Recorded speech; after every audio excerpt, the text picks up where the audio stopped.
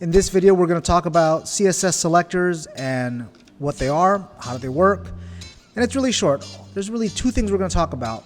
So in CSS selectors, we've talked about in the past lessons in part 1 and part 2 of how we can select certain elements that we're going to be manipulating, and then we can apply different declarations to it, right? So if you remember the selector, we selected this general paragraph tag, and that's what we kind of use in our lesson.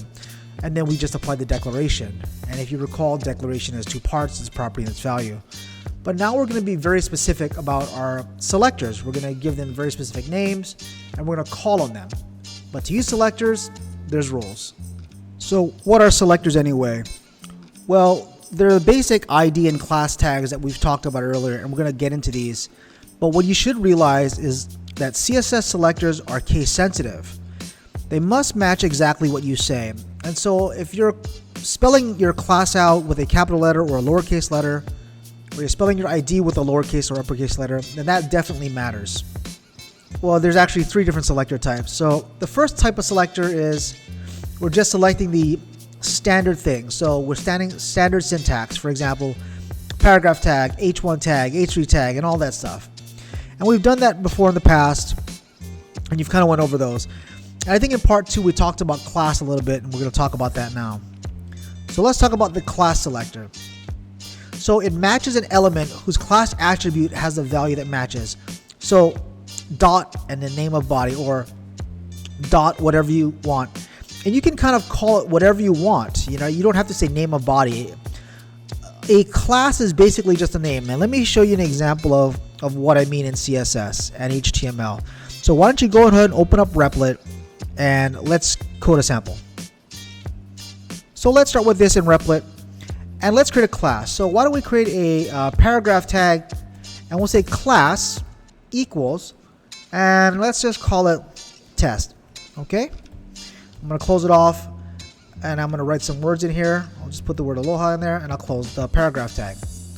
Now with classes in CSS, you can recycle them, meaning in HTML, this is HTML, the HTML document, you can write multiple classes, right? You could have another P class test, and you could write something else.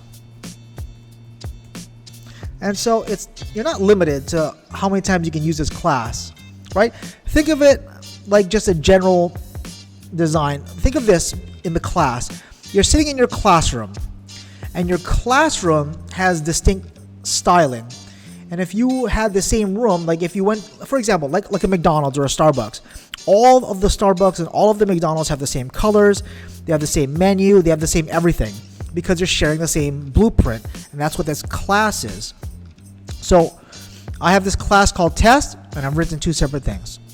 Now go into the style.css, and we're going to say dot test, because the dot test identifies the class. It's dot to identify the class, and test is the name of the class.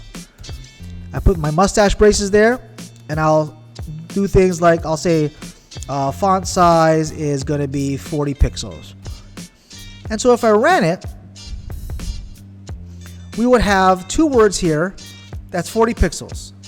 So these 2 words are now 40 pixels. Okay? And if you wanted to, you can even change the color. I'll just say they're going to be red. I can do that too.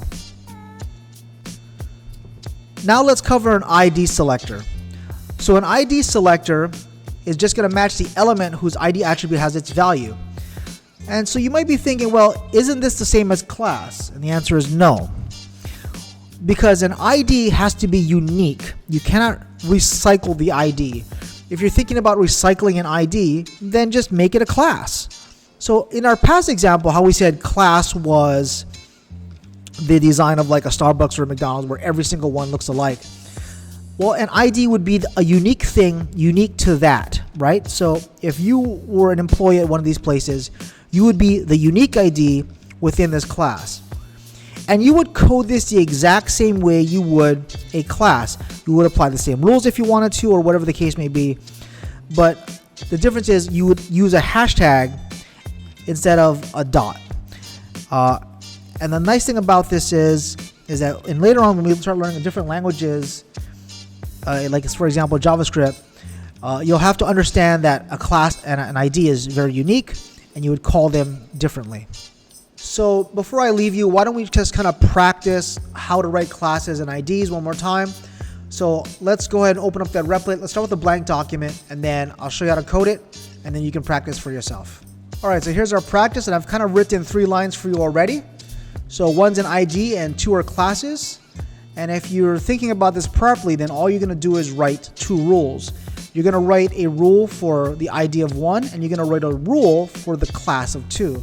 So after you've copied this down, let's go ahead and go into style.css and take care of that. So let's take care of the 1 first. That's ID of 1. And why don't we make this a font size of 50 pixels, and we'll make it a color of red, okay? And then for the class of 2, it's dot 2 because it takes care of classes. And we'll make that just a font size of 20 pixels. And that's it. You don't have to write another rule like this because this class of 2 takes care of this one and this one. Are you ready? So if we hit run, and then we look at the output result, right? This is an ID of 1, and these are the classes of 2. I hope that was easy enough for you to understand. To me it seems easy, but I've been doing this for a while, and there's other things out there like descendant selectors, and we can talk about that later. But if you want to practice this, why don't you kind of practice, like take a magazine article that you see, and then you see like different font choices and font styles. Try to write that out and assign classes and IDs to certain things, and then manipulate it that way. I know it sounds really simple, and it sounds like something you really think you don't have to do, but practice it anyway. You never know, right? Every time you practice it, you just get better and better.